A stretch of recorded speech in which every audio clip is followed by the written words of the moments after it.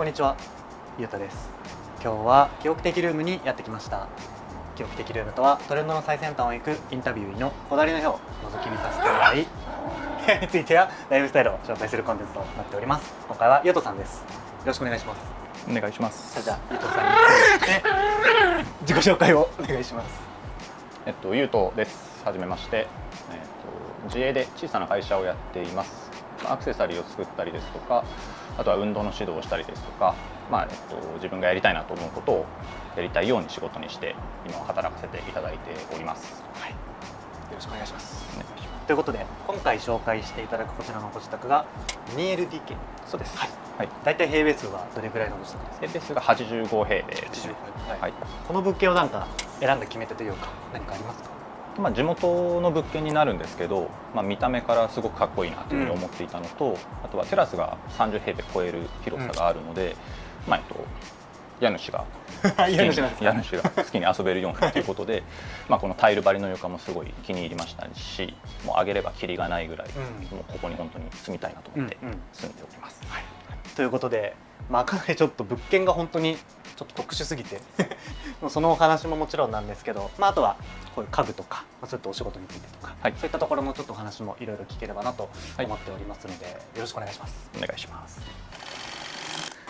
はい、それでは早速リビングを紹介いただきたいなと思うので、中に案内してもらってもよろしいですか？はい、どうぞ。失礼します。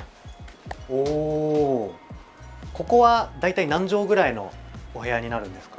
部屋がもう2つある 2LDK の物件になるんですけど、全体で50平米になるので、この部分が25ぐらいになりますかね。まずこのお部屋とか内装、これちょっとすごくなんか個性的じゃないですか？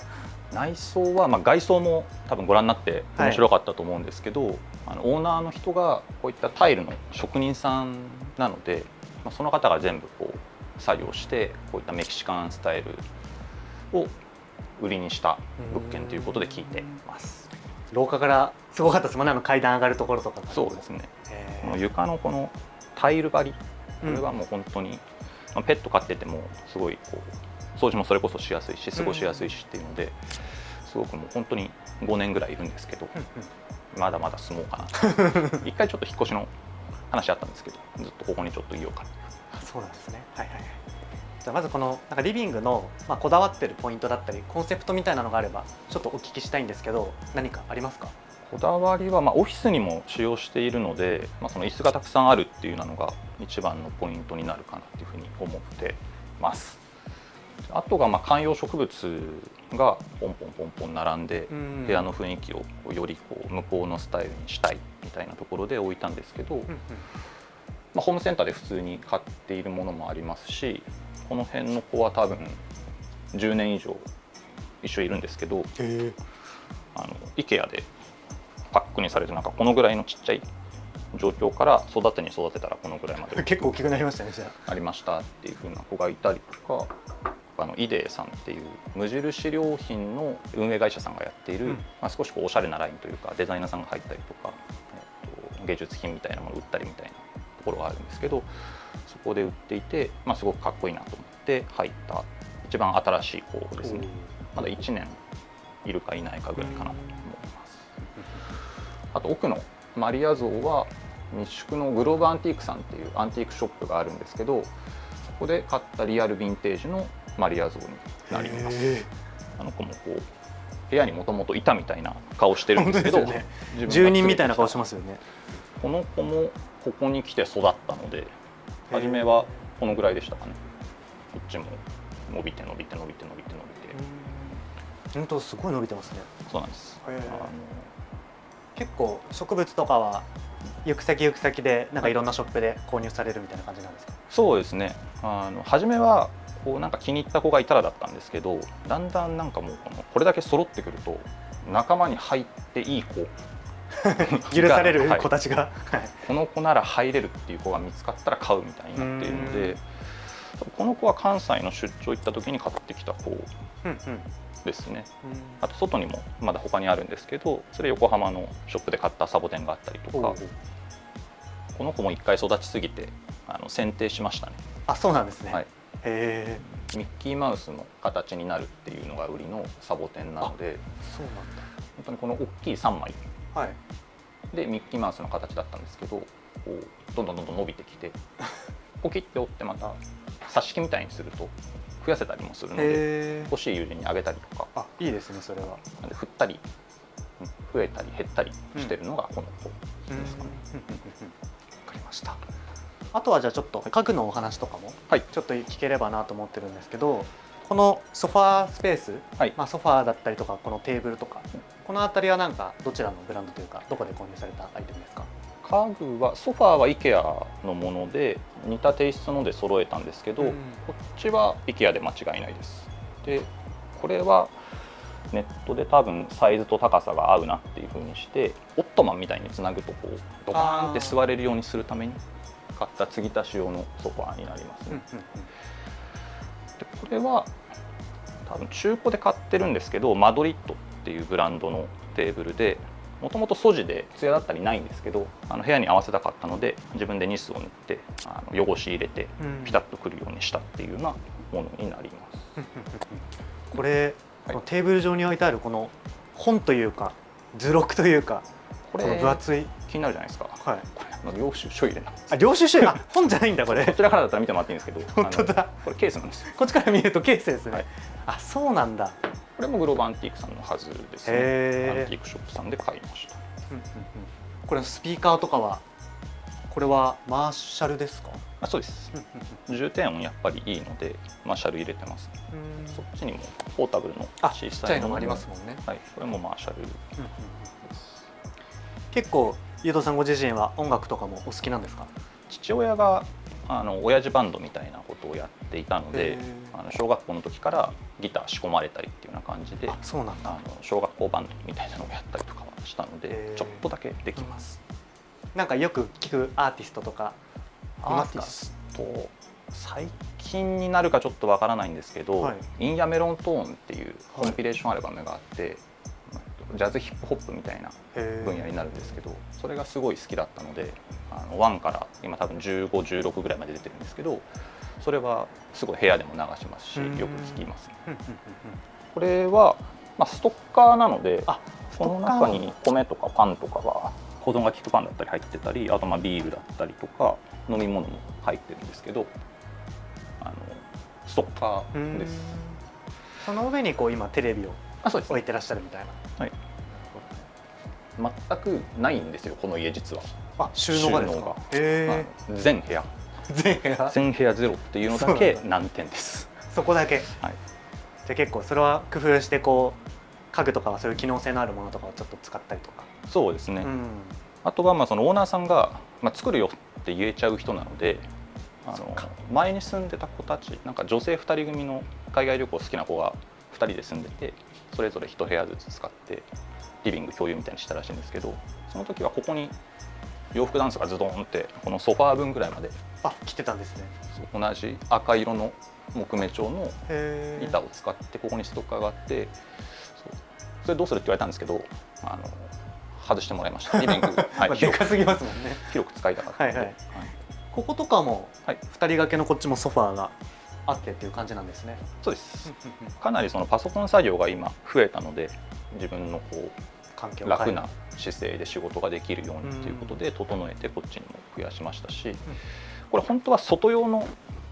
なんていうんですかね、カフェにあるようなブランドなんですよ。なのでこれを外でピザパーティーやろうみたいなやったりするときにこれ元全部出して、これも全部出して、いいですね。やりたい放題やるっていうようなこともしてます。ちょっとね、また後ほど屋外テラスの話はまたちょっと聞ければなと思っているので、ありがとうございます。続いてキッチンのお話をちょっとお尋ねしていきたいなと思います。キッチンのこだわったポイントやコンセプトがあればお尋ねしたいんですけど、何かありますか？キッチンは外国のキッチンですテーマは、そもそもですよね。そうですね、もうそもそもがみたいな部屋の雰囲気に、とにかく合わせたかったので、出ているもののタグになるべく日本語が出ないようにっていうのをこだわったのが本当に一番のこだわりポイントですね。この辺の調味料とかもほんと全部外国のパッケージのものですもんね。そうですね。あとはオーガニックの素材好きなので、メープルシロットオーガニックのものだったりとか、この辺はフェアトレードのブランドさんなんですけど、スパイスもオーガニックのものを使ったりっていうのが中身の部分でいうとこだわりにはなってます。もともとその外国のものを買われてるのか、中身だけ入れ替えるみたいな感じで。もともと買ってます。カルディだったり含めてで、その扱い店さん行くのも好きですし、あと実際行った時に買ってきたりとかっていうのもあります。カルディとかにも結構揃ってるんですか？ありますね。あ、そうなんだ。あとは結構お料理をねされるということで。そうですね。あの辺のキッチン用品、フライパンとかそれこそこだわりとか何かありますか？メイヤーっていうブランドが好きなので、そのブランドで初め揃えてたんですけど、ヘスタンっていうラインがあって、チタンコーティングがされてなんちゃらかんちゃらっていうすごいメカメカしいというか語り口で書かれてたんですけど、とにかくステーキがうまく焼けるっていうふうに書かれた一文にこの部屋でステーキ食べたいなとロマンですよね、思ったので入れて、実際ものすごくこう鉄板で焼いたようなうまさというか、自分のところで作ってるのに柔らかジューシーでもうまみが閉じ込められるみたいになったので、気に入って、でこのシリーズで他の鍋とかもあったので揃えましたね。結構お値段的にはやっぱ普通のフライパンよりはちょっと高いんですか？普通じゃないです。普通じゃないですね。でも普通じゃないです。尋常じゃない。尋常じゃない。そうなんだ。びっくりしました。ただ頑張りました。料理好きなので。はいはい。あとはそれこそこの食器とかそういったものはいかがですか？食器はこの家の前からもそうなんですけど、ただあとここも落とした時に割れやすい床だったりするので、ポリーレさんっていうブランドがあるんですけど、欠けないっていうガラスに特殊コーティングしてるか何かだったはずなんですけど、割れることはあっても欠けることはないっていう。すごいですね、欠けないってブランドさんで、仕事のお客様の旦那さんが取り扱いの会社さんにいて、でたくさん買ってくれるならみたいな話があったので、たくさん買いますと一式以上にパーティー用のセットまで全部このブランドで揃えてみたいな風にして、食器は全部ここのものを使ってます。確かにさっきも思ったけど本当軽くて薄いですもんね。そうなんですよ。今だとラインナップを IKEA さんがこの技術を買い取ったのか何かで、 IKEA さんの食器ラインナップの一つにも確かこのブランドが今は入っているはずです。で IKEA でも買える。買えます。本当この塗装、塗装とかちょっとね内装の話もなっちゃうんですけど、食器棚とかこれも本当に仕上げとかは結構粗さを残してみたいな感じなんですね。そうです。オーナーさんがこれも全部作って、もう自分でこの物件全部塗って作ってっていうオーナーさんなんですけど、こういった記帳が好きな職人さんもともとされてるので、塗りも甘かったりとか、ちょっと傷んでもそのままいくっていうようなスタイルだったりとか、何ですか、綺麗すぎない、もともと古材として使われてたものを使うみたいなのもあるので、うちの扉だったりも全部自分で作ってるらしいんですよね。扉もなんですね。板に木材切って貼っつけてみたいな。なのでこの手作り感がすごくあるのも物件の特徴ですね。壊れないようにこういうバスルームの、これはもともとあったかに見えて自分がつけたんですよ。そうなんですね。存在がもともとあった顔してますけど。そうなんです。色味的にもここに貼るしかないっていう風なのが見つかったので貼ってみたりとか、置くものを新たに揃えたものに関してもテイストが崩れないようにしようっていうのはすごくこだわって入れてますね。なるほど、わかりました。ありがとうございます。でこちら側がバスルームということで、ちょっとじゃあこちらも見せていただいてよろしいですか。どうぞ。ここは半分外というか、半分とか外か。もともとテラスのところに増築をかけたっていうお風呂場になるので、本当外なんですよね。でここももうビルの壁面つらつら合わせで窓が張ってあるので、ちょっと外は見れないんですけど、夜景がバンと開けた形で夜見れるっていう風にはなってます。すごいですね。バスルームもなんか色もそうですけど、このタイルもやっぱ面白いですね。やっぱりもう本当オーナーさんのこだわりが詰まりきってる物件だなっていうふうには思いますね。でそのまんまバスルームから続いてここにテラスですね。ここのテラスも本当広いですね。本当ここが決め手です、うんまあ、全部なんですけど、はい特にここが気に入ってっていう物件ですね。もう一人ドッグランで一人ドッグランですよね好き放題はいはい、いいスペースがあるなっていう物件になります。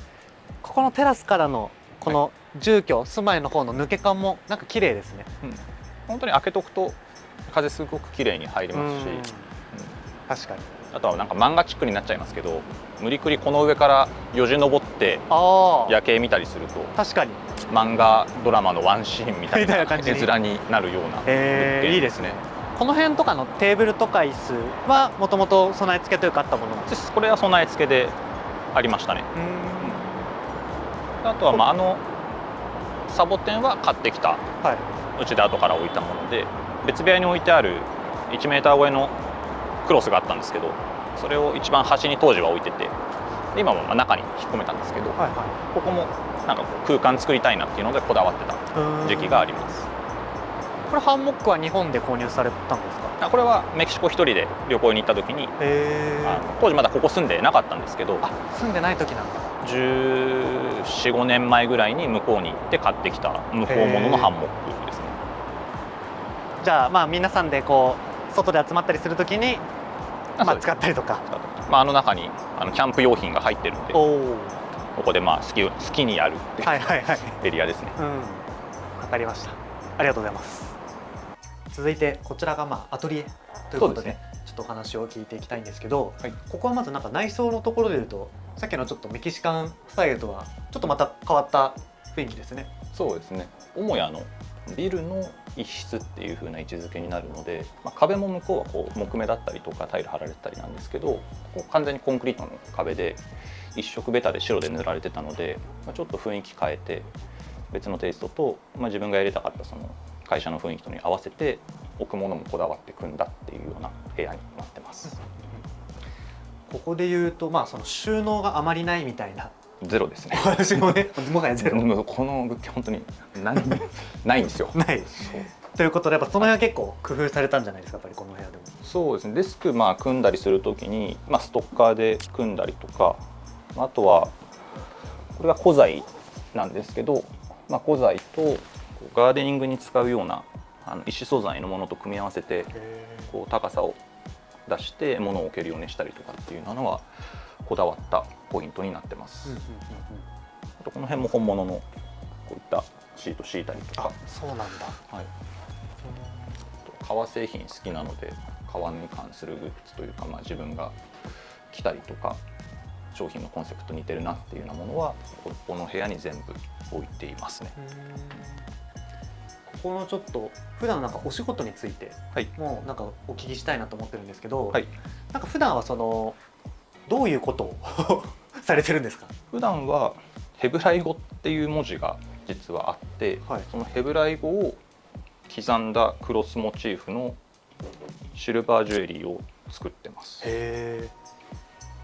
れが出来たてですね。1週間前ぐらいにできた、これ完成品になるんですけどもので、この辺がその造形をまだ作ってる途中の素地の状態のものですね。磨いてまあそのシルバーにしていくんですけど。ヘブライ語は国でいうとどこが起源になるというか。聖書がもともとその言語で書かれてたとか、そういうふうな言葉になるんですけど、刻み込んで書くっていうその筆だったりがない時代なので、こういったものにその刻み込む文字としてすごくこうデザインがかっこいいなっていうふうに思ったので、それを入れてます。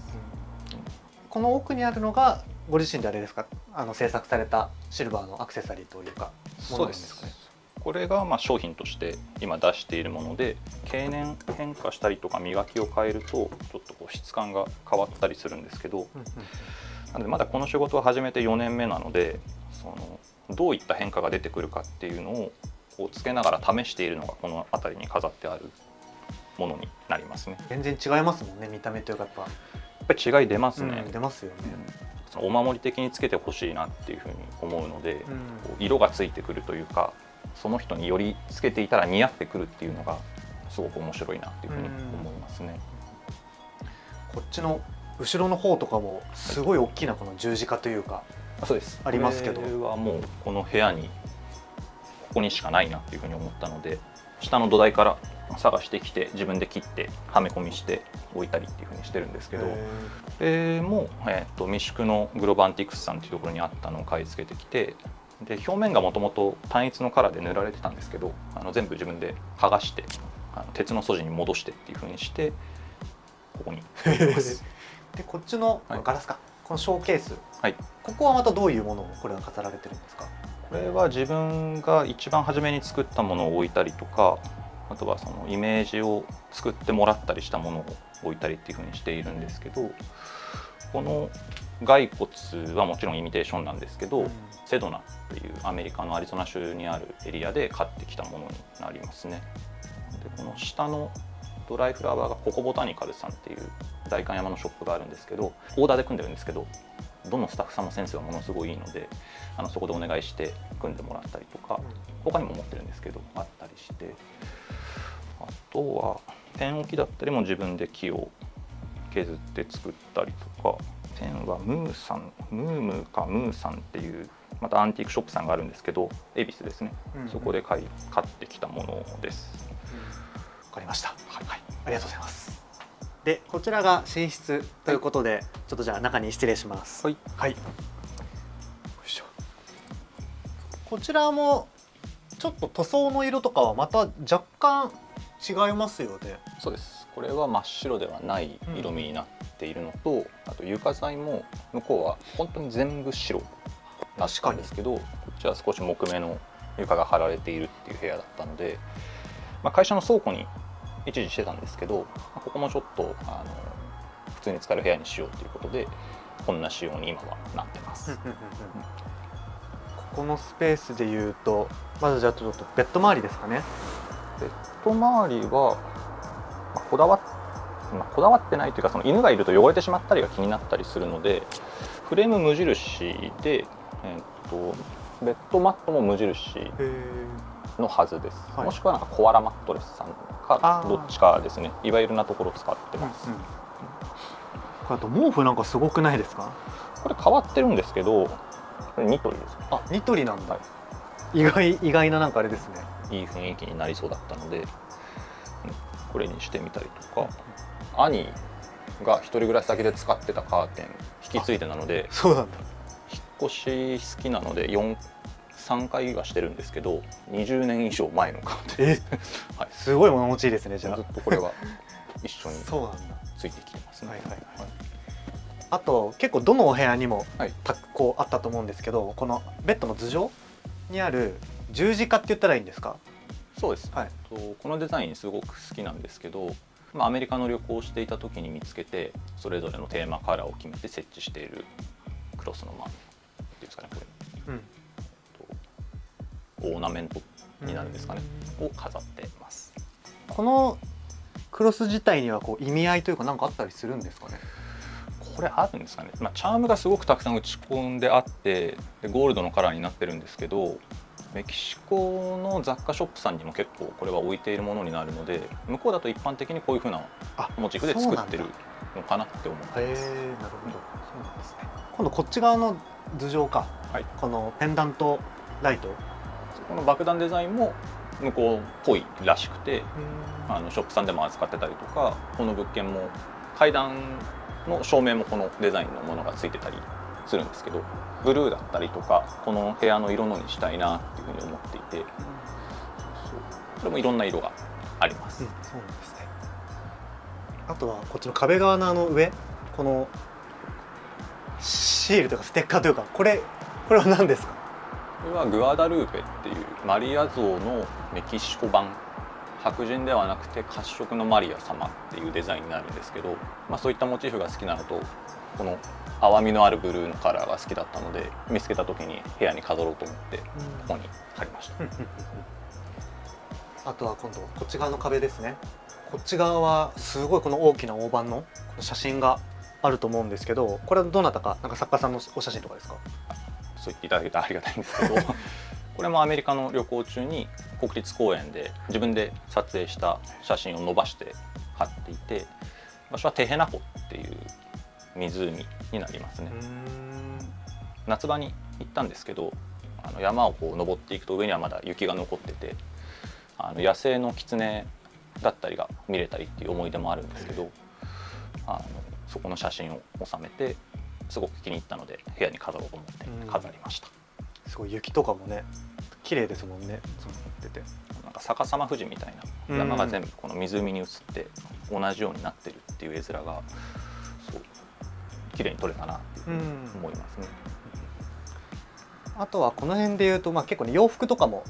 収納されてたりするスペースかなと思うんですけど、そうですね。ちょっとファッションについてもなんかお尋ねしたいなと思ってて、普段ゆとさんのファッションのスタイルというかこだわりのなんかそれこそサイズ感とかなんかブランドとかなんかそういうのってあったりしますか？サックスブルーのアイテムを見つけたらほぼ買います。ほぼ買いますね。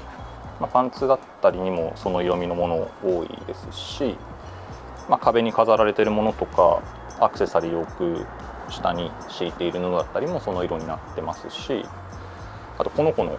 ペットベッドも足元あるんですけど、それもその色ですし、値段というよりは色味だったりとか本当にサイズ感で選ぶことが多いですね。なんかよくチェックされるブランドとかそれこそセレクトショップとかそういうのって何かあったりするんですか？ブランドはショットさんっていう、革にすごくこだわりある、アメリカのブランドがあるんですけど、そこが好きなので、ただ買うと本当にメンテナンスしてずっと着れますから、バンバン物を買うっていうわけではないんですけど、そこの商品はすごく好きですね。それもそこの壁に飾ってある革っぽいものは全部そうです。あ、そうなんですね。バッグもそうですし、奥にかかっているカウハイドと合わせてあるようなそのデザインのものも、それは確かパーフェクトとかっていうちょっとラインナップが別になると思うんですけど、そうなんですね。それもでもショットですね。あとはじゃあ今日のコーディネートについてもちょっと簡単に上から下までちょっと教えていただきたいんですけど。サイズ感がこのぐらいになるように、少し緩めにっていうところと、犬に汚されたりとか爪引っかかったりがあるので全然その安物だと思います。ちょっとシャツのこれどこか覚えてないですけど、ちょっと覚えてないですね。結構アメリカの古着というかそういうものとかも多いんですか？好きですね。普段使いするアクセサリーとか、やっぱその辺も。今回は、先ほど話に上がったグアダルーペデザインが入ってるようなネックレスだったりとか、これはブラジル人作家さんが手書きで描いた後をはめ込んでるっていう風に聞いてます。とか、あとアンティーク調が好きなのでアンティークのロレックスにジャクルシトカゲの革で、これは自分でオーダーかけたんですけど、グラデーションカラーになるようなものをつけたりっていうようなゴールド系のもの。ただこれももう15年とか、もう気に入ったものはずっと使うので本当に長持ちですね。そうですね。あとはこれは会社のロゴマークを入れてフルオーダーで作ってもらったリングですね。すごいなんか重厚感もありますね。これもすごく気に入っていて、ただ自分で作ったものではないので向こうの部屋には置かないんですけど、こういったものもありますね。そんなとこですかね。はい、わかりました。ありがとうございます。はい、ということでゆうとさんの記憶的ルーム撮影させていただきました。ありがとうございました。ありがとうございます。そしたらじゃあ最後にゆうとさんの方から何かお知らせしたいものだったり告知したいものがあればしていただければなと思います。ずっとメインで映っていたうちのリルのアカウントが実はありますので、そちらのインスタグラムぜひチェックいただいて、そちらからシルバーのショップの方にも飛べるようになっているので、もしご興味ある方はご覧いただけたら嬉しいです。はい、ということでリルちゃんとシルバーのねアクセサリーオンラインストアでぜひチェックをしていただければなと思います。よろしくお願いします。というわけで今回の記憶的ルームはこれで終わりたいと思います。ゲストはゆうとさんでした。ありがとうございました。ありがとうございました。